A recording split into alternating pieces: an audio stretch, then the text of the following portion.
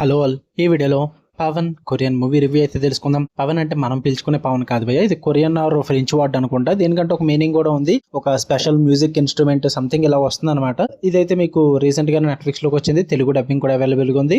ఇది ఒక Korean love story movie. Run time అయితే 1 hour 53 minutes అయితే ఉంది. స్టోరీ ప్లాట్ విషయానికి వచ్చేస్తే ఒక డిపార్ట్మెంటల్ స్టోరీ అయితే ఉంటుంది. అక్కడ ఉంటున్న 2 అబ్బాయిలు అండ్ ఒక అమ్మాయి, వీళ్ళు అయితే ఫ్రెండ్స్ అవుతారు భయ్య. అందులో ఒకరినొకరు లవ్ చేసుకోవడం అయితే జరుగుతుంది. ఇంకొక అబ్బాయి వేరే వాళ్ళు లవ్ చేస్తారులేండి, అది వేరే విషయం. బట్ ఈ ముగ్గురు ఫ్రెండ్స్ మధ్య జరిగిన లవ్ అనే ఇల్యూషన్ చుట్టూ నడిచే స్టోరీయే మీరు ఈ మూవీలో చూడడం అయితే జరుగుతుంది. ఫుల్ వీడియోలోకి వెళ్ళిపోయే ముందు వీడియో లైక్ చేయండి, రివ్యూని కూడా చివరి వరకు చూడండి. అండ్ మీరు కనుక ఛానల్ కి కొత్తగా చూడండి, ఛానల్ కాంటాక్ట్ ఒకసారి చెక్ చేయండి, నచ్చితే సబ్స్క్రైబ్ చేసుకోండి. ఈ మూవీ విషయానికి వచ్చేస్తే నాకైతే నిద్ర వచ్చింది భయ్య. నేను అంత పెద్ద ఫ్యాన్ కాదు కొరియన్ లవ్ స్టోరీస్ కి, బట్ నేను కొరియన్ లవ్ స్టోరీస్ కూడా చూసే, చాలా రిఫ్రెషింగ్ గా ఉన్నవి చూసాను, కొత్త కాన్సెప్ట్స్ ఉన్నవి చూసాను. సో కొత్తగా ఉంటే నేను ఎంకరేజ్ చేస్తాను భయ్య, బట్ మరీ అంత స్లోగా ఉంటే నా వల్ల కాదు, నేను తట్టుకోలేను.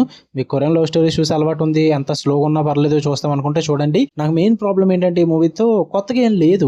ఒక డిపార్ట్మెంటల్ స్టోర్ ఉంటుంది, అందులో ముగ్గురు ఫ్రెండ్స్, అందులో ఒకరినొకరు లవ్ చేసుకుంటారు అండ్ వాళ్ళ మధ్య జరిగే లవ్ అనే కాన్సెప్ట్ చుట్టూ నడిచే స్టోరీ. ఇంతకు మించి ఏముంది ఇందులో అసలు కొత్తగా చూడడానికంటే ఏమీ లేదు భయ్య.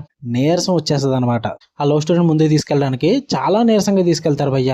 స్టార్టింగ్ నుంచి ఎండింగ్ వరకు నెమ్మదిగా చెప్పే డైలాగులు, ఆ స్లో కన్వర్జేషన్స్, ఆ స్లో మోషన్ మూమెంట్స్, అబ్బో చాలా ఉన్నాయి. ఇలాంటివి చెప్పుకుంటూ పోతే చాలా అంటే చాలా ఉన్నాయి అనమాట. అంటే డైలాగ్స్ బాగున్నాయి, నేను అది ఒప్పుకుంటా. డైలాగ్స్ బాగున్నాయి, విజువల్స్ చూడడానికి బాగుంటాయి, ఆరోరా సెటప్, క్లైమాక్స్ సెట్టింగ్ ఇదంతా బాగుంటుంది, పర్ఫార్మెన్సెస్ బాగుంటాయి, బ్యాక్గ్రౌండ్ స్కోర్ బాగుంది.